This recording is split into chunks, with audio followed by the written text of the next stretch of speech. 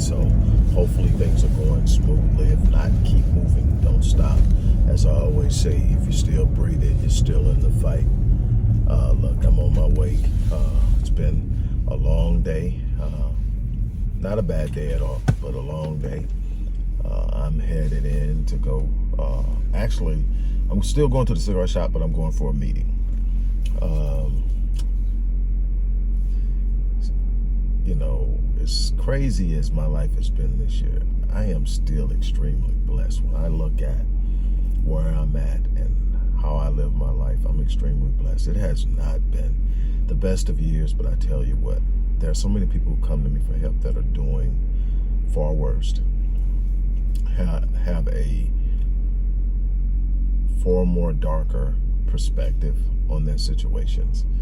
And so I'm just, and this isn't why I got on. I got on to talk about something that I think is important to the community, but I am just really, truly grateful for the life that I am blessed to live. And I hope to help as many people as possible do the same. Now, from what I understand, Deanjane, I think her name is Thomas, the young woman who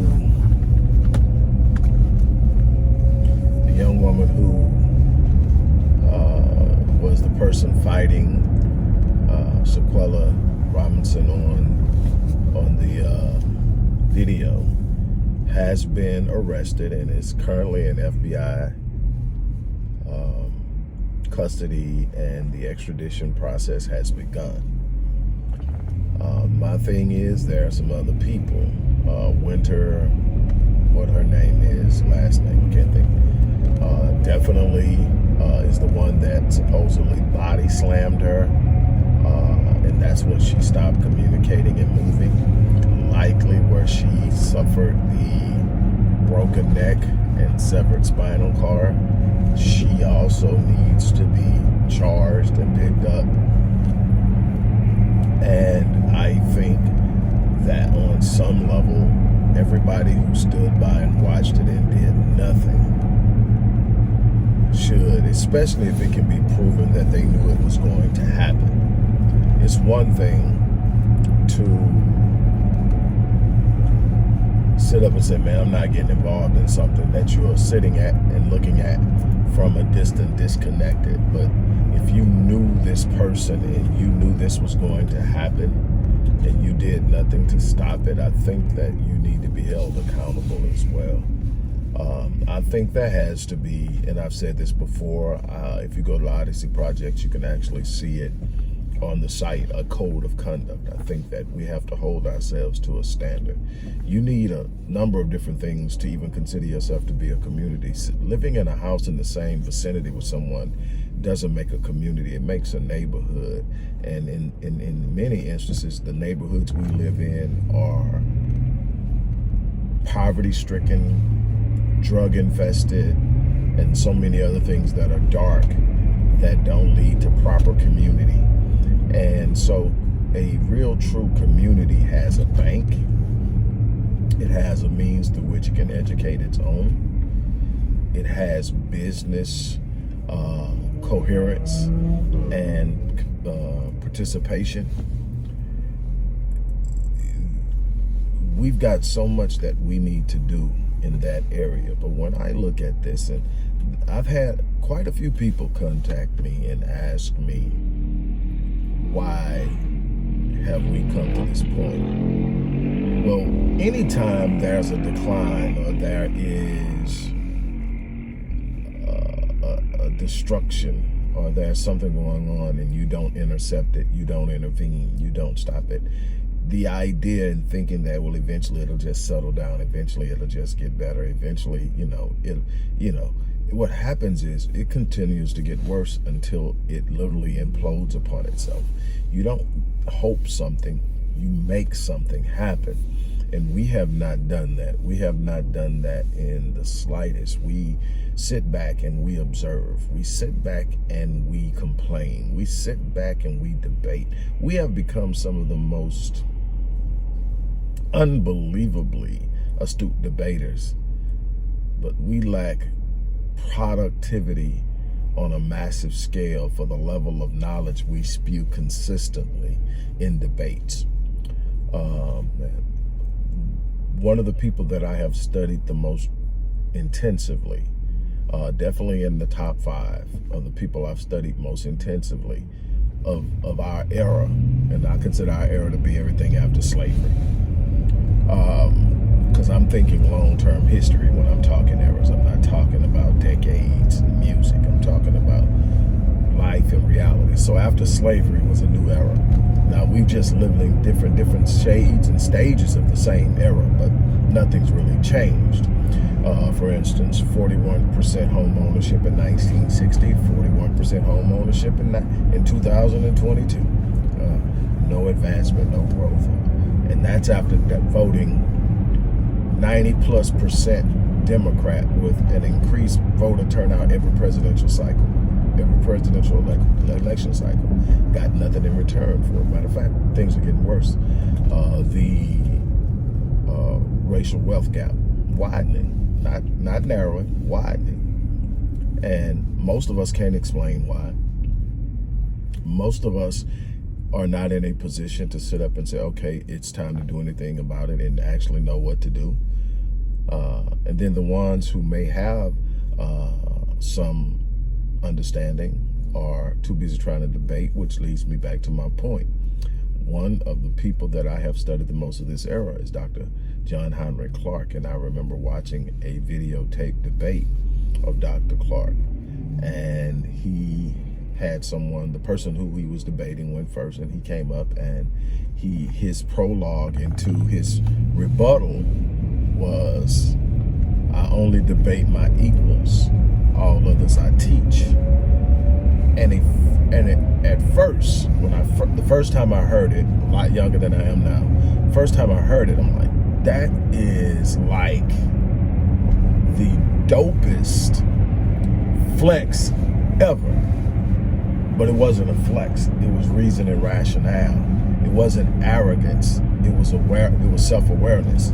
What was he saying? He was saying, if you haven't put the time, energy, and effort in to spend the amount of time that I have in understanding and knowing what I know, you can't debate me because you are coming at me from an uneducated, uninformed perspective about something. Your knowledge of something can only allow you to talk about it on the level at which you understand and know it. And so you got a bunch of people debating, but what it taught me is even when I see people who I think may have put a lot of time in, I'm not apt to debate anyone.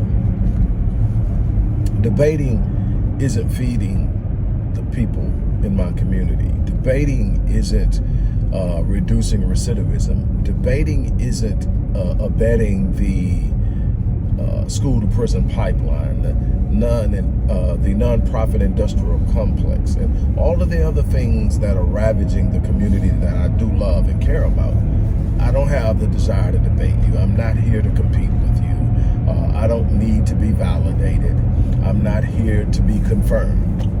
What I am here to do is try to encourage as many people to do something about the situation, to actually take action, to sit up and decide that I'm going to do more than just sit around and complain. I'm going to do more than just talk about what's wrong. I'm going to be a catalyst for change. I'm going to write a legacy that says I stood for something at a level that moved me into something that made a difference in the lives of the people that I say I care about. See, that's what I'm talking about. When I look at this is what I see. And you're like, how did you get here from talking about, because that's the result, but we're not talking, that's the effect. We're not talking about the cause. There's a universal law of cause and effect. For everything that happens, there's something that caused it. And if you don't understand the cause, you can never stop the effect.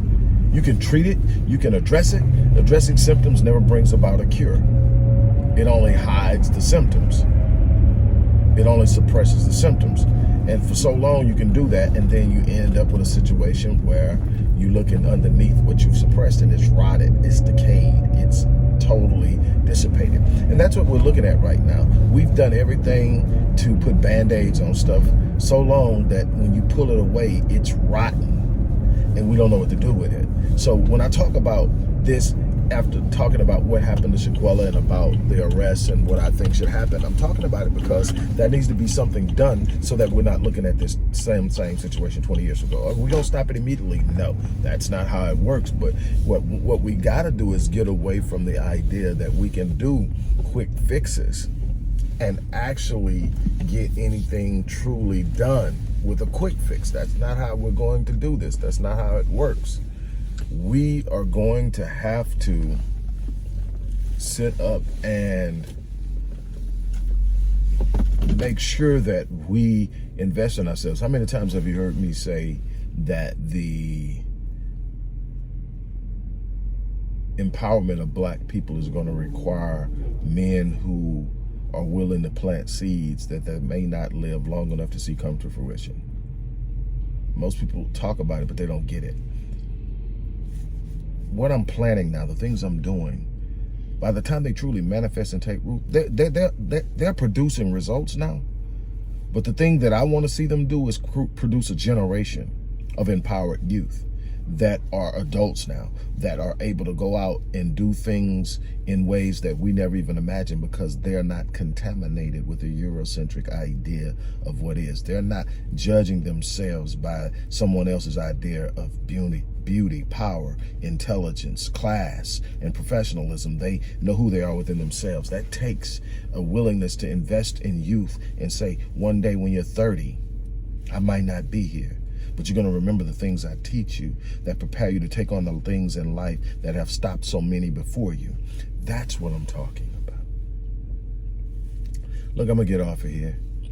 Got to get ready for this meeting, but I just wanted to really, truly drop that on you. I hope that it makes sense to you. I hope that you understand justice is necessary and demanded for Shaquella, for the young brothers who were killed in Virginia, and every black life that's lost uselessly, that we don't know their names, that they're not going to get the press time, they're not going to get the page time, but their lives are just as important. We need to understand that this is an epidemic of massive proportions, and it's up to us to do something about it. Nobody's coming to our rescue.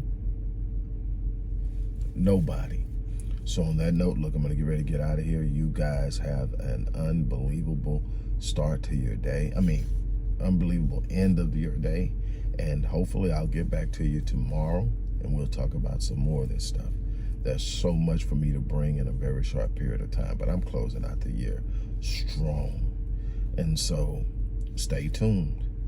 On that note, I'm out of here. Don't forget, if you believe in the work we're doing, go to the description box, look inside the description box, click that link and donate, or grab our Cash App handle and donate. This doesn't happen free. It requires resources. If you know me and you know what I do and have done for decades, this isn't new to you. I'm not new to you. This definitely isn't new to me. We need to come together. We need to create a resourced environment where we can empower our people. It's not going to happen magically. And they love selling us that mystical bull crap. It's going to happen by hard work, strategy, planning, and so much more. On that note, I'm going to get out of here. You guys have an unbelievable